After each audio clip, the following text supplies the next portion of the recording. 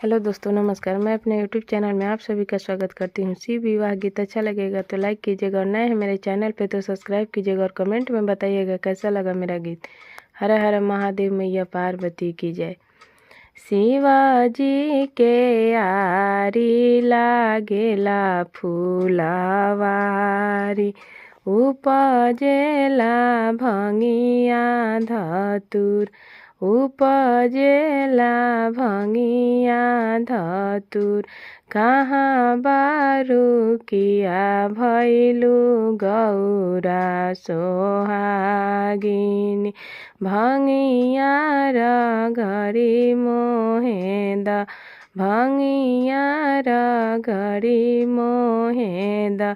एक हाथे गौरा हो भंगिया र गरली, दूसरे नयन पोछस लोर, दूसरे नयन पोछस लोर। किया तोहरा ये गौरा माई मन परली, किया हो सहोदर जेठ भाई, किया हो सहोदर जेठ भाई।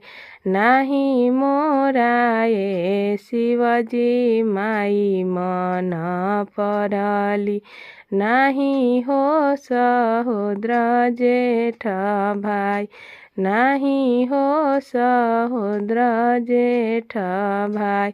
जहिया से शिवजी रौरा घरे आइनी, भंगिया पीसत दिन जास, भंगिया पीसत दिन जास।